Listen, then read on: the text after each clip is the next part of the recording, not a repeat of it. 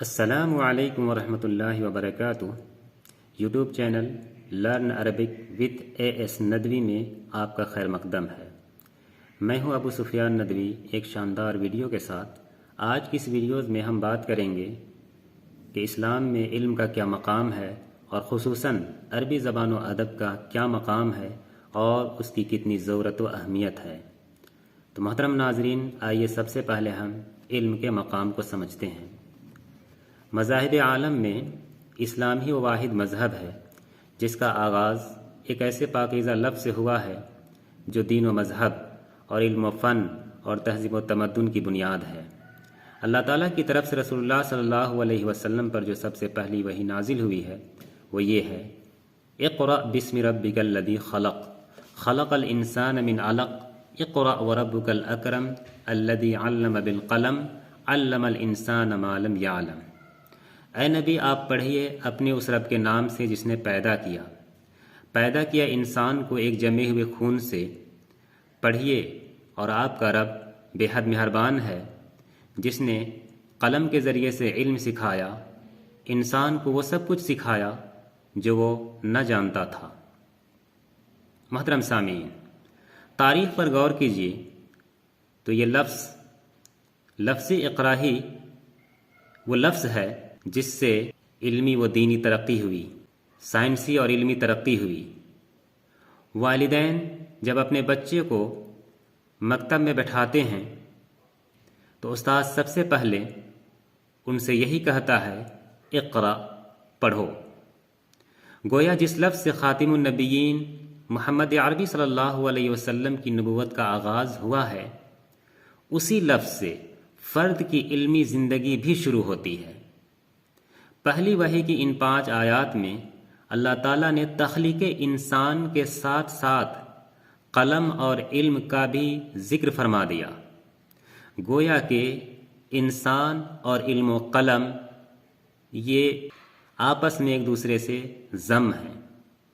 سورہ علق کی ان 5 آیتوں کے بعد رسول اللہ صلی اللہ علیہ وسلم پر جو دوسری وحی نازل ہوئی، اس میں بھی قلم اور تحریر کا بیان ہے۔ دوسری وحی پر مشتمل سورت کا ایک نام القلم ہے۔ اس میں اللہ تعالیٰ نے آلۂ تحریر اور عمل تحریر دونوں کی قسم کھائی ہے۔ ارشاد ربانی ہے: نون والقلم وما یسطرون۔ نون، قسم ہے قلم کی اور اس چیز کی جو وہ لکھتے ہیں۔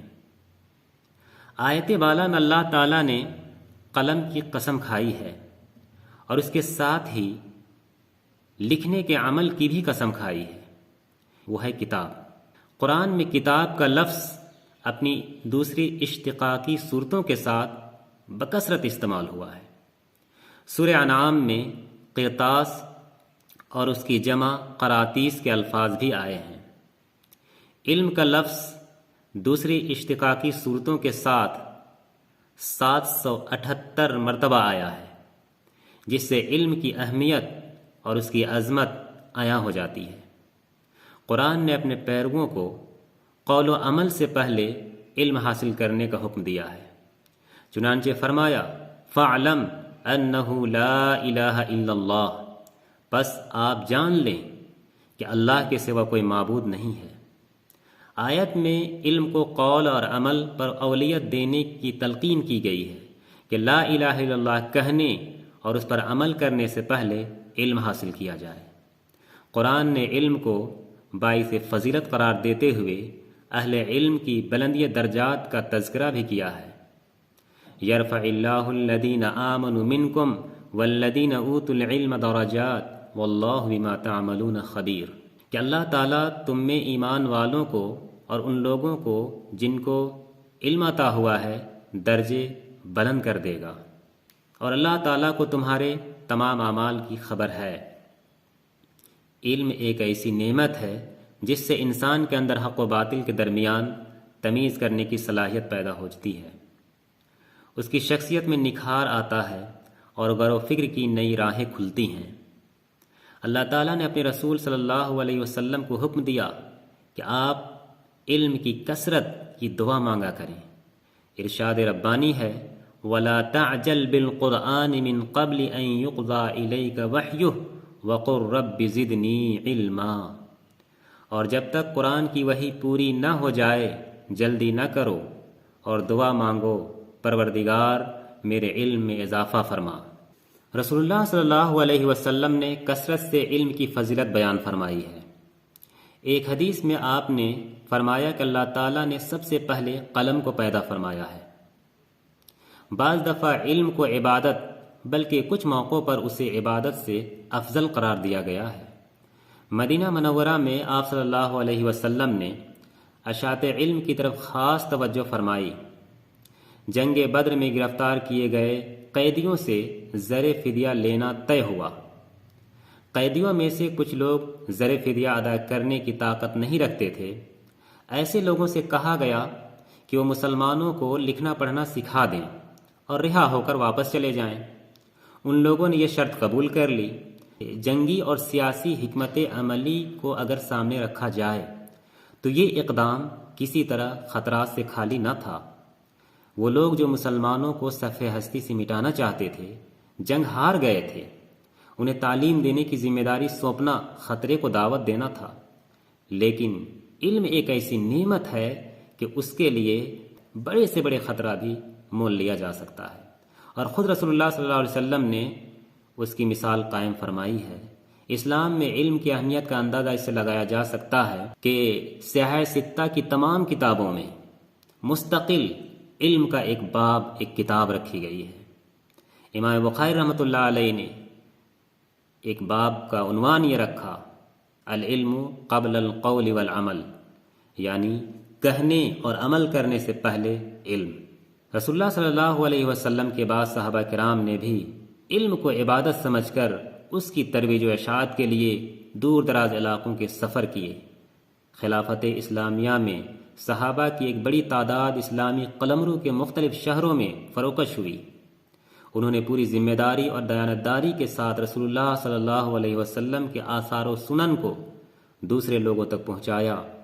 ان کے شوق علم کا اندازہ اس سے لگایا جا سکتا ہے کہ ایک صحابی نے دوسرے صحابی سے صرف ایک حدیث سننے کے لیے 1 ماہ کا طویل سفر طے کیا تھا۔ یہ تنہا ایک واقعہ نہیں بلکہ احادیث و آثار کا علم حاصل کرنے کے لیے سفر کرنا خلافت راشدہ اور اس کے بعد والے ادوار میں معمول بن گیا تھا۔ حضرت عمر فاروق رضی اللہ عنہ کے دور خلافت میں ایک آدمی شام سے مدینہ چلا آیا۔ حضرت عمر رضی اللہ عنہ نے اس سے مدینہ آنے کا سبب دریافت کیا۔ انہوں نے جواب دیا کہ میں تشہد سیکھنے کے لیے آیا ہوں، میں تشہد سیکھنے کے لیے آیا ہوں۔ جواب سن کر حضرت عمر فاروق رضی اللہ عنہ کی آنکھوں سے آنسو آ گئے۔ فرمایا، واللہ مجھے امید ہے کہ اللہ تعالیٰ تم کو عذاب نہ دے گا۔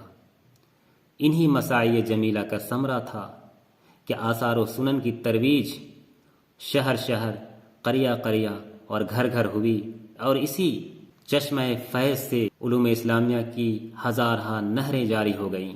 علوم شریعہ کی نشر و اشاعت میں مسلمانوں نے جافشانی کا مظاہرہ کیا ہے۔